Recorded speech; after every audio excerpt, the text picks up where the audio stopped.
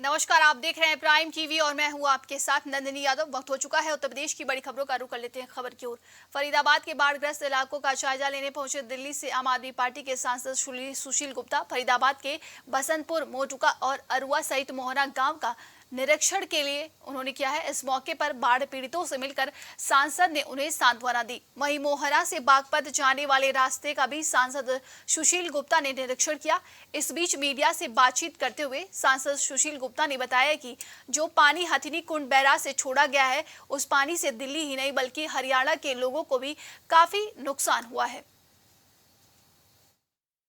बहुत विकट स्थिति के अंदर फरीदाबाद के, पलवल के, अम्बाला के, कुरुक्षेत्र के, फतेहाबाद के, करनाल के, सिरसा के लोग रहने के अंदर मजबूर हैं। अभी मैं आज सुबह से फरीदाबाद में था, फिर पलवल के कुछ गांवों के अंदर गया। अभी जो छोटी छोटी ढानियों में लोग रहने वाले थे, ओना गांव के अंदर स्कूल के अंदर रह रहे हैं। उनका घर भी बह गए, उनके पशु भी बह गए, उनके कपड़े भी बह गए। सिर्फ अपनी जान बचाकर, बच्चों को बचा के वो रात को जाके स्कूल में ठहरे। अभी प्रशासन ने वहां कोई सुध नहीं ली है। अभी मैं खादर की तरफ जाने वाले रास्ते को देख रहा था, ये कितनी तेजी से सड़क का कटाव हो रहा है।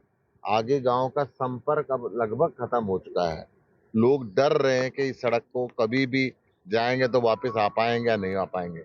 इसके आगे जो गांव वाले लोग हैं, वहां पे राहत कार्य भेजने वाले समाज सेवी संस्थाएं भी जाते हुए डर रही है कि हमें जाएंगे तो क्या सुरक्षित वापस आएंगे या नहीं आएंगे।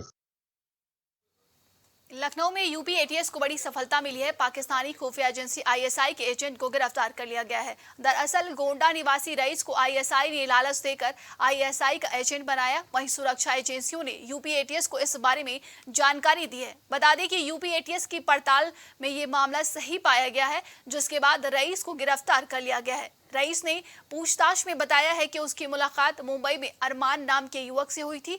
अरमान ने उसे बताया कि हिंदुस्तान में मुसलमानों के साथ अन्याय हो रहा है, उसे भारत के खिलाफ जासूसी करने के लिए उकसाया जा रहा था। रईस को अरमान ने दुबई में नौकरी और मोटा पैसा कमाने का लालच दिया था। रईस ने बताया कि उसने सैन्य प्रतिष्ठानों के फोटो और कुछ जरूरी जानकारियां पाकिस्तान को भेजी हैं।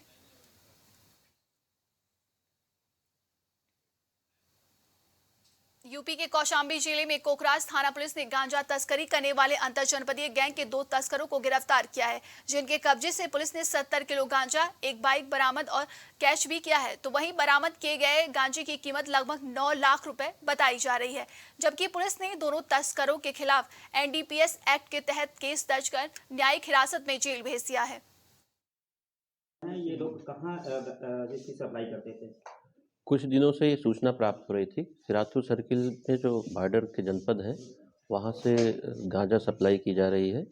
इस सूचना पे हम लोग कई दिनों से इस पे काम कर रहे थे। कल एक सूचना मिली थी जिस पे आज कार्रवाई हुई है और उस पे 70 किलो गांजा, एक अपाची गाड़ी, 2 अपराधी पकड़े गए हैं, जिस पे विधिक कार्रवाई की जा रही है और आगे भी इस पे हम लगातार कार्रवाई करते रहेंगे। सर, ये इसकी कीमत कितनी होगी लगभग? ये लगभग 9 लाख कीमत है इसकी, अनुमानित 9 लाख कीमत है बाजारू, और उसके हिसाब से ही कार्रवाई हो रही है। देवरिया में एक महिला ने अपने पति पर गंभीर आरोप लगाते हुए बताया कि मेरे पति कई लोगों से समूह कर पैसा लेकर मेरे नाम से फरार हो गए हैं। सना अंसारी ने अपने पति खुर्शीद आलम की ओर से सना के नाम पर कई जगह से लोन पर पैसा लिया है और पति लगभग 1 महीने से लापता हो गया है। सना ने इसकी शिकायत पुलिस अधीक्षक संकल्प शर्मा से किया। सना के परिजनों ने बताया कि लोग तंग आकर बार बार आत्मदाह करने की कोशिश कर चुके हैं।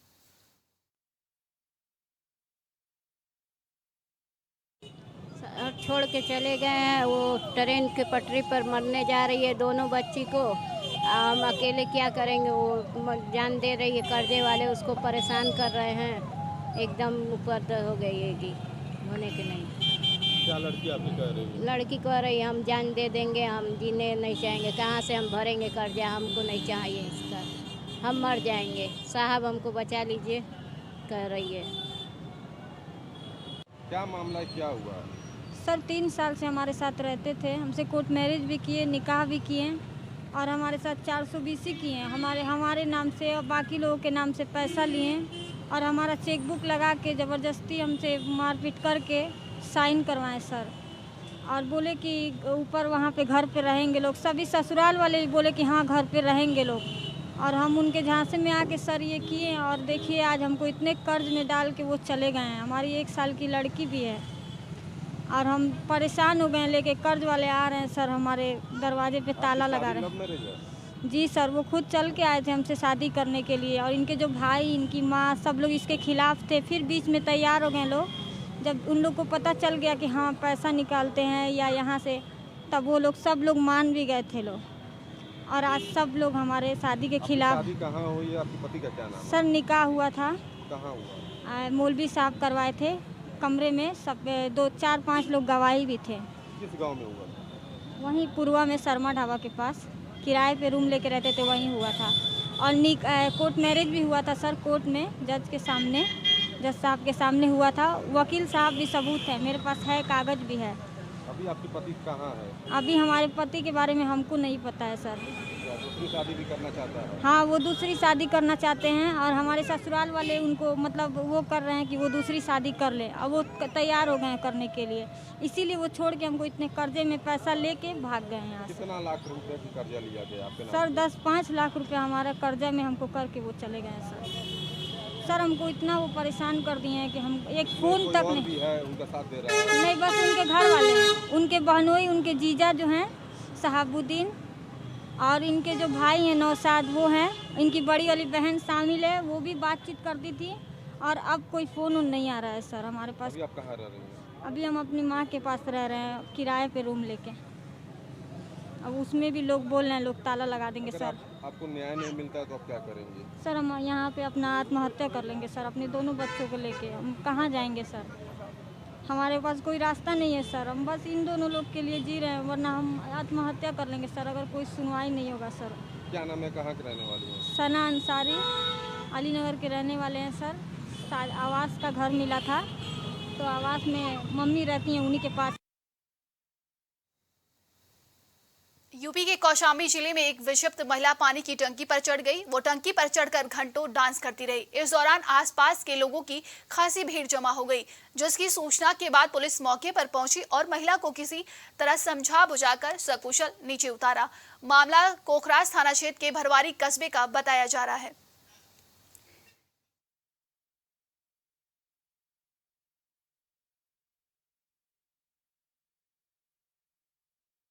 महिला है जो पानी टंकी चढ़ गई है, काफ़ी घंटे चढ़ी गई है, क्या पता? थाना कोखराज क्षेत्र के भरवारी कस्बे में पानी टंकी पे एक विक्षिप्त महिला है जो चढ़ गई थी। उसको किसी तरह समझा बुझा के उतार लिया गया है। बताया जा रहा है कि मिर्ज़ापुर की रहने वाली है। उसके परिजनों को सूचित कर दिया गया, जैसे ही परिजन आते हैं उनकी सुपुर्दी में दे दिया जाए। आगरा में एक परिवार की 2 युवतियों की 12 तारीख को फतेहाबाद रोड स्थित प्रांशु गार्डन में बारात आई। लड़की पक्ष ने दोनों ही बारात के लोगों का स्वागत किया, जिसमें से एक बहन का निकाह हुआ, उसके बाद विदाई हो गई। वहीं दूसरी बहन का रिश्ता आशिफ से तय हुआ था, जिसके बाद युवती डॉली का निकाह हुआ और दूल्हे ने लड़की पक्ष से एक अनोखी फरमाइश की। दूल्हे का कहना था कि मुझे एक लग्जरी कार चाहिए। लड़की पक्ष दूल्हे की फरमाइश को पूरी न कर सके तो दूल्हा ने होटल में सबके सामने लड़की से 3 बार तलाक बोलकर बारात वापस लेकर चले गए, जिसके बाद परिवार में हड़कंप मच गया है। परिवार ने दूल्हे के परिजनों से मिन्नतें की, हाथ पैर जोड़े, लेकिन दूल्हे के साथ परिजन भी लालची थे। वो होटल से चले गए। युवती के भाई ने पुलिस को सूचना दी। मौके पर पहुंची पुलिस, लेकिन दूल्हा और उसके परिजन होटल से जा चुके थे। पुलिस ने जांच करते हुए संगीत धाराओं में दूल्हा समेत 7 लोगों के खिलाफ मुकदमा दर्ज किया है। पुलिस अभियुक्त से पूछताछ कर रही है। जल्द ही दूल्हा सहित परिवार के लोगों की गिरफ्तारी की जाएगी। थाना ताजगंज पे कल सूचना मिली कि एक जगह दहेज की मांग को लेकर शादी के तुरंत बाद 3 तलाक दे दिया गया है, और इस सूचना पे तत्काल संगत धाराओं में अभियोग पंजीकृत किया गया है और थाने पर विवेचनात्मक कार्रवाई की जा रही है। किसमें किसी लोगों की कुछ आरोपियों की गिरफ्तारी हुई है? अभी तक कोई गिरफ्तारी। एक तो जहेज अपने आप में इस्लाम में हराम है, और जहेज हर समाज, जो दुनिया में जितने समाज हैं उन सब में एक लानत है। और उसके बाद ये लानत होते हुए भी लोग इसे लेते भी और देते भी हैं, और खुशी खुशी लेते हैं और खुशी खुशी देते हैं। लेकिन वो देने वाले की जो खुशी है वो खुशी सिर्फ दिखाई देती है, उसके पीछे बहुत गम होता है। दहेज की तो ये लगातार चलती आ रही है, लेकिन इस मामले पर क्या कहना है इस आपकी तरफ से और समाज क्या कहता है? इस मामले में उनके खिलाफ जो लड़का पक्ष है उनके खिलाफ कड़ी से कड़ी कार्रवाई होनी चाहिए और इतनी कार्रवाई होनी चाहिए कि ये एक नज़ीर बन जाए, इसके बाद कोई भी इंसान ऐसा ना करे। तो इस इस्लामिया लोकल एजेंसी के सदर हैं, आपकी तरफ से भी कोई एक्शन लिया गया है क्या? नहीं, हम भी अपनी तरफ से एक लेटर इशू करेंगे और लेटर इशू करके यही कहेंगे कि सभी लोगों को इस वाली फैमिली से जो लड़का पक्ष है इससे रिश्ता ख़त्म कर देना चाहिए सभी लोगों को, क्योंकि आज इसने इसके साथ किया है, कल किसी और के साथ करेगा, तो हमारी हमदर्दी जो है वो लड़की वालों के साथ है और ऐसे जितने भी लोग हैं उन सबका सामाजिक बहिष्कार होना चाहिए और सबका सामाजिक बहिष्कार करना चाहिए, रिश्ते नाते ख़त्म करना चाहिए और ऐसे लोगों को सब मिलके उन्हें दंडित कराएं। देखिए 12 जुलाई को मेरी 2 बहनों की शादी थी थाना ताजगंज के प्रियांशु गार्डन में। हम लोगों ने बाकायदा जो तरीके से सारी चीज़ें थी वो हमने की, जितनी लड़के वालों की दोनों की तरफ से चीज़ों को रखा गया वो हमने बखूबी निभाया। पहली जो बड़ी बहन थी उसकी नाई की मंडी में शादी हुई, उसको बाकायदे उसको रुखसती की गई, अच्छे से खाना खिलाना हुआ, दोनों तरफ से शांति व्यवस्था के साथ उस शादी को संपन्न किया गया। दूसरी जो लड़की थी जिसके पति का नाम था आसिफ की बारात को समय दिया था 11 बजे का आने का, ये लोग 3 बजे रात की बारात लेकर आए। उसके बाद फिर इन्होंने खाने को लेकर तमाम सारी चीज़ों के लिए बोला। फिर अंत के अंदर इनकी मुन्नी देवी जो आसिफ की माँ हैं उन्होंने कहा कि हमें तो लग्जरी गाड़ी चाहिए थी, इतने पैसे में हमारा क्या हो पाएगा, हम लोग यहाँ तो शादी करोड़ों में होती हैं, आप लोग को ये ऐसे हम नहीं हो पाएंगे, हम तो बारात लेकर जा रहे हैं।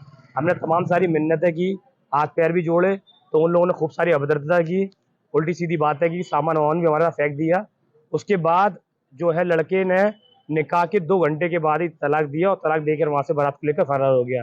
मैंने पुलिस को सूचना दी, पुलिस मौके पर पहुंची, जांच पड़ताल हुई, उसके बाद जो है आरोपियों के खिलाफ मुकदमा भी दर्ज करवा दिया गया।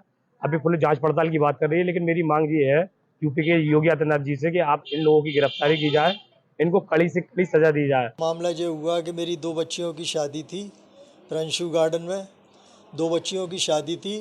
एक लड़की वाले, बड़ी लड़की वाले उनकी खातरदाजी करके सारा काम करके वो बेचारे सब चीज़ लेके बच्ची को लेके वो चले गए।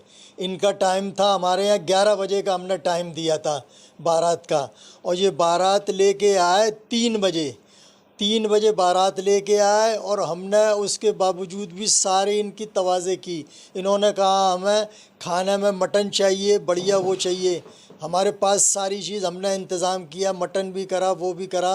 फिर 4 बजे इन्होंने निकाह किया बच्ची का, और निकाह करने के बाद फिर हमने जो 7 लाख रुपया दहेज जेवर सारी चीज़ हमने वहाँ रखने के बाद उन्होंने कहा कि हमें इसके बावजूद भी हमें वो चाहिए लग्जरी गाड़ी, हाँ लग्जरी कार चाहिए, वो हम अदा नहीं कर सके, नहीं दे सके, तो इन्होंने फ़ौरन 2-3 घंटे के बाद कह दिया 3 तलाक बोल दिया, और हमारा सारा सामान जेवर पैसा ये लेके फ़रार हो गए। हमने थाना ताजगंज के अंदर हमने इनका मुकदमा दर्ज करा दिया। उसी वक्त हमने बहुत समझाया इन लोगों को कि देखो भैया, एक बच्ची हमारी चली गई है, तुम क्यों ऐसा कर रहे हो छोटी बच्ची के साथ। ताजनगरी आगरा में एक बार फिर से 3 तलाक का मामला सामने आया है। आपको बता दें कि 12 तारीख को फतेहाबाद रोड स्थित प्रियांशु गार्डन में 2 लड़कियों की बारात आई थी, जिसमें लड़की वालों की तरफ से 11 बजे का समय दिया गया था। वहीं एक बारात समय पर पहुंच गई और उसकी विदाई भी हो गई। वहीं दूसरी बारात 3 बजे प्रियांशु गार्डन में पहुंची, उनकी लड़की वालों की तरफ से खूब खातिरदारी भी की गई, जिसके बाद 4 बजे उस लड़की का निकाह होता है। निकाह के बाद से दूल्हा की अनेकों डिमांडें शुरू हो जाती हैं। दूल्हा का कहना होता है कि मुझे एक लग्जरी कार चाहिए, जिसके बाद दूल्हा 2 घंटे के बाद दुल्हन को 3 बार तलाक बोल देता है, जिसके बाद लड़की पक्ष की ओर से थाना ताजगंज में एक मुकदमा दर्ज कराया जाता है, जिसके बाद लगातार पुलिस लड़के वालों के खिलाफ दबिश दे रही है, लेकिन लड़का पक्ष अभी तक फरार है। दोनों शादियों में तकरीबन 30 लाख रुपए का खर्चा किया गया था, जिसमें 7 लाख रुपए कैश और सोने चांदी के आभूषण भी दिए गए थे। आगरा पुलिस का कहना है जल्दी ही आरोपियों की गिरफ्तारी कर ली जाएगी। अपने सहयोगी उमर के साथ जीशान अहमद, प्राइम टीवी आगरा।